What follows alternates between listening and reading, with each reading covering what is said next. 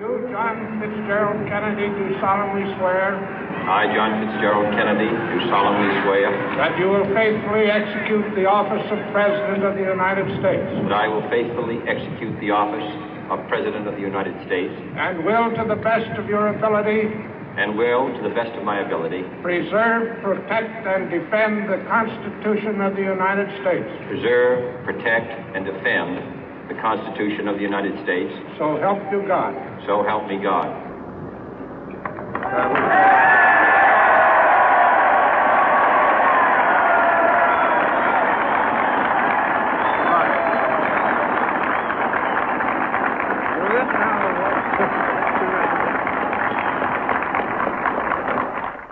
Lee Harvey Oswald was never given the opportunity to defend himself in a court of law.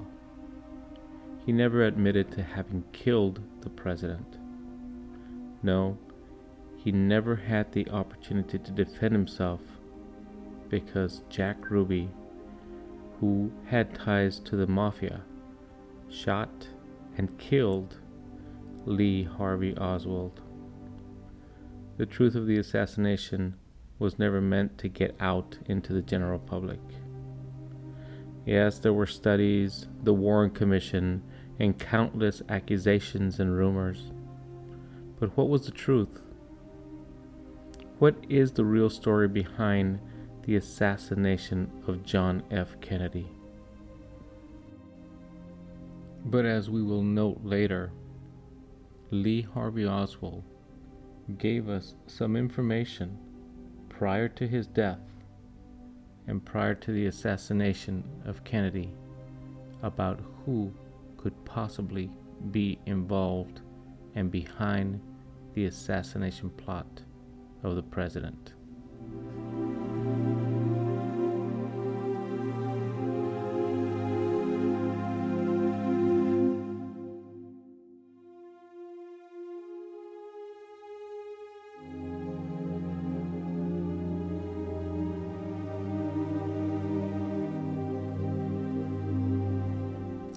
What had started as a wonderful reception for the president in Houston and San Antonio, finally in Dallas, with the crowds in the streets lined in admiration and paying respect to the president.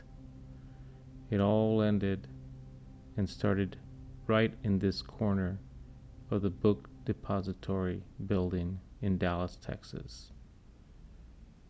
In this small little corner on the 6th floor, perched at the corner window, was who they say was Lee Harvey Oswald with a rifle that he had purchased. Here, waiting for the president to make that final turn so that he can take the shots that killed the president. Many reasons for this to have happened, of which we will get into. But before we get into all of that, it's important to see what they show happened during that event.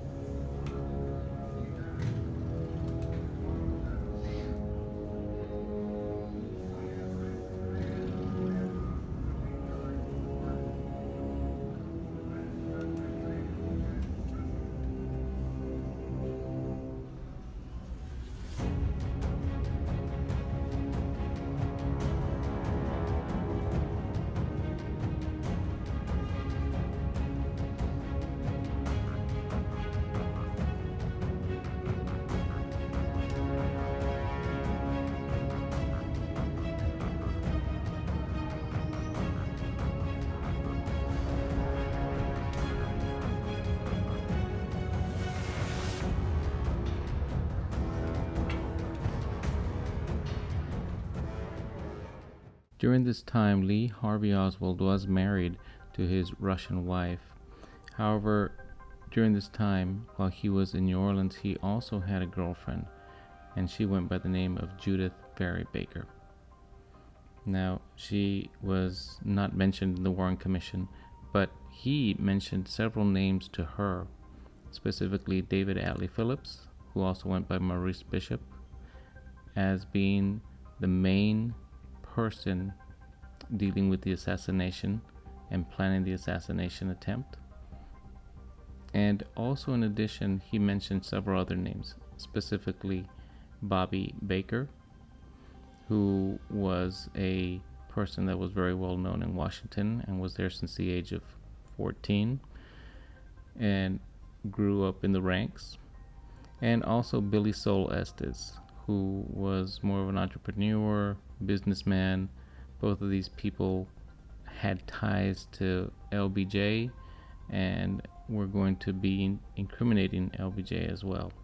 There were many different plots and ideas that they came up with.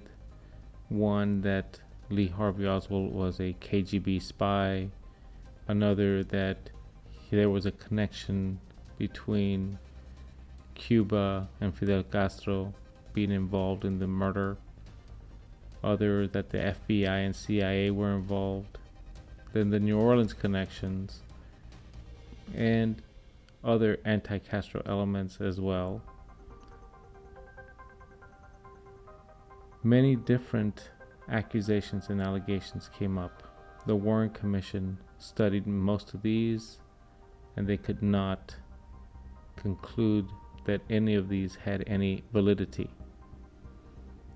However, when you read the book that Mrs. Baker put forth, you begin to see how Lee Harvey Oswald wasn't the man that they said he was. In fact, he was not a Castro supporter. It was quite the opposite. Welcome everybody. We're here today. We're going to talk about the JFK assassination. I know that you guys went to go visit the museum. David, Right. You've been working. You've done a lot of research on it. Yeah. You guys want to elaborate and talk about what happened? Well, yeah, in the cowboy game that we went to, we actually went to the museum first. We went to the museum first. That was And really That nice. was a lot of fun. Yeah, that was pretty cool, and it was a little different. I'd been there 20 years before or something, but I didn't think I was gonna like it that much. they but- changed it around a little bit and they made it better, and they had a lot of information there. And now when we have that video of us up on the 7th floor, on right the from 7th where floor. the shots possibly took place from the 6th floor, a little bit under that, and you had Right under that. I really did see, when he was turning onto Houston Street, I believe it was Houston Street. Houston, right? When he was turning onto Houston Street, that window in the 6th floor, well, we were in the 7th floor, but that window on the 6th floor, it's a straight on shot. Yeah, it is. But we It also was- got to see it from the 6th floor. Well, we didn't get to see it exactly from the 6th floor because that place was caged in, remember? Right. But we saw the window right next to where he Yes. shot. Yeah, right from there. So that street is head on to him. He did not take that shot right there. Mhm. That was an easy shot. He waited till he turned and got further away, Mhm. and then he started taking his shots. And you're saying that there's only one shooter. No, that's why I'm saying there's two shooters. Ah, two shooters. There's definitely two shooters.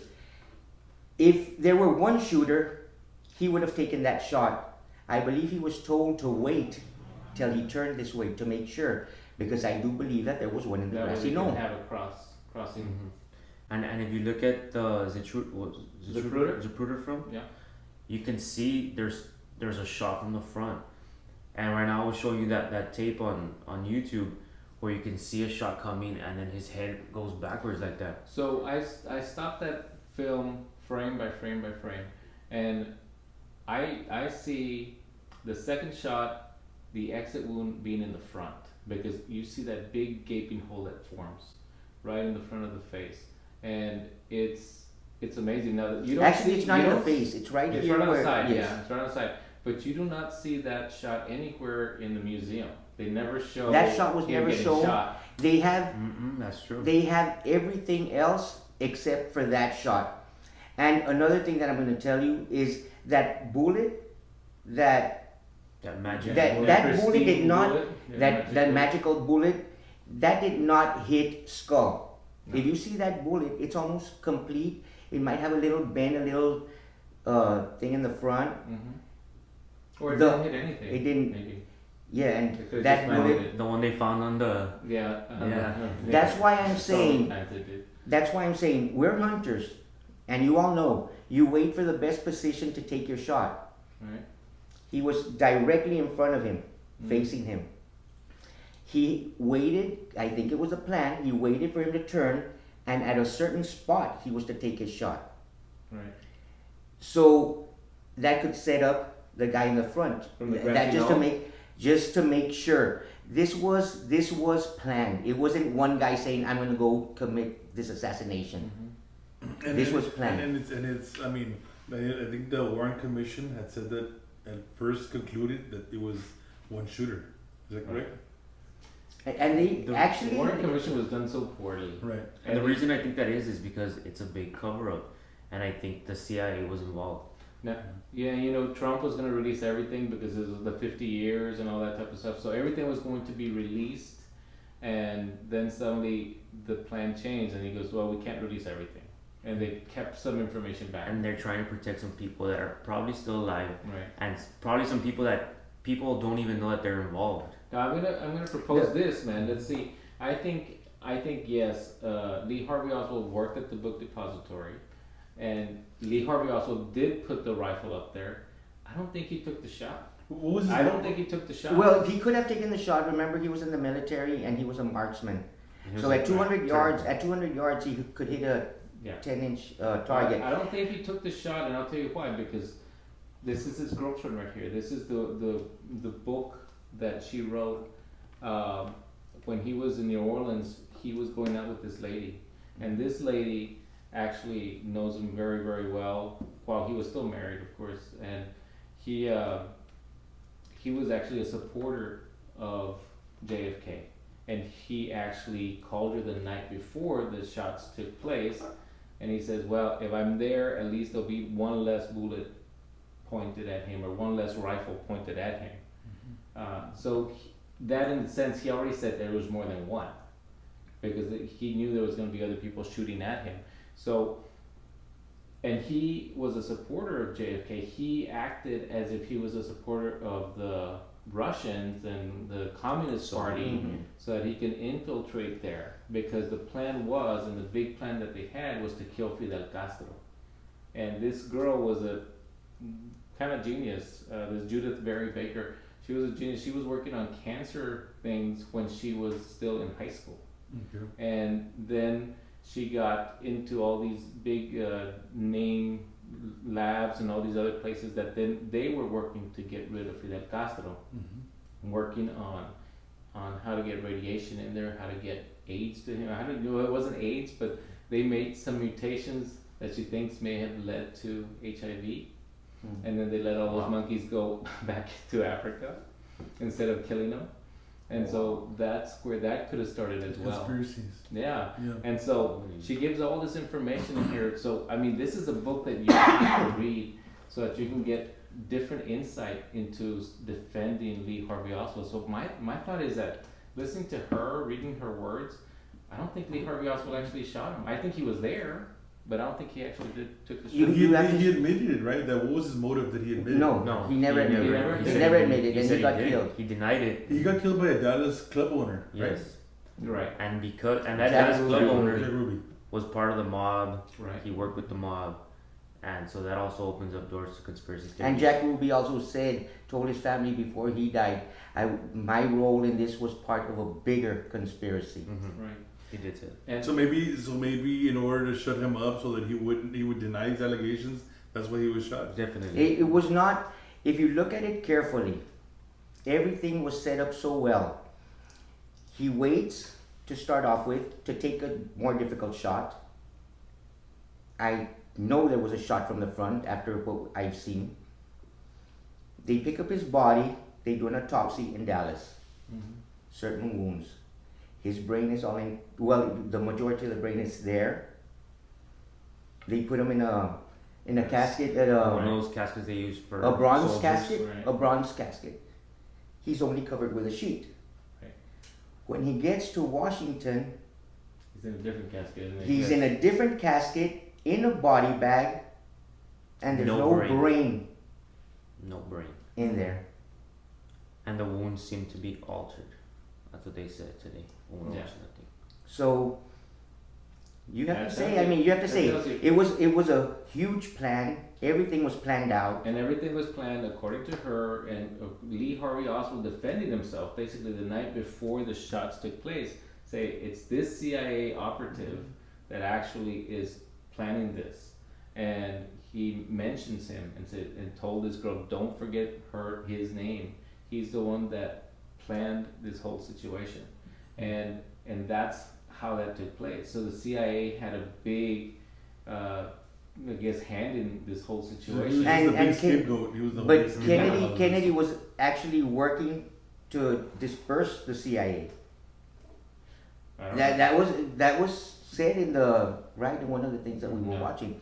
He was working for that. So the CIA may have had. So let's, Yeah. let's talk a little bit about the CIA then. So I mean, the conspiracists are saying that that most of the CIA was the main culprit in all of this, correct? Yeah. Okay, so how much does the CIA know about Oswald? You know, They were studying him for 3 years since 1959. They had him under radar, right? Yeah. So everything that he did, the trips to Mexico, I think even went to Russia, everything was already documented. They already knew everything he was They doing. knew where he They was. put him outside, passing out flyers of something of Fidel Castro or stuff like that. I mean, all of these things didn't come When he just from did him. that, he even took a beating by other people just so that they could actually look more like he was a Fidel Castro backer. Yeah. You know, and But that the- was on purpose, and that's mentioned here. And he had nothing against Fidel Castro. and then what was it? There was ties also to the KGB, the Soviet KGB. Is that correct? With Oswald, I heard something like that. Well, also. he was pretending to be a supporter, Yeah, Okay. so he wasn't really a supporter. That's what the book says, right? that's what the book says. Yeah, that he was not a supporter of the But Communist he was Party. pretending to be. He was pretending to be, and he was actually a backer. And a lot of the other stories that you see and you hear are going to tell you the story that he was just a backer of the party, of the Communist Party. But if you dig into this book, you'll see that that was false. I would ask anyone that is really interested in this to go to the book depository so that they Yeah, could yeah. go stand on that 7th floor window and see where the car was coming from and see how easy that shot would have been as compared to the shot that he took. Right. Yeah. Yeah. And So It's fascinating stuff.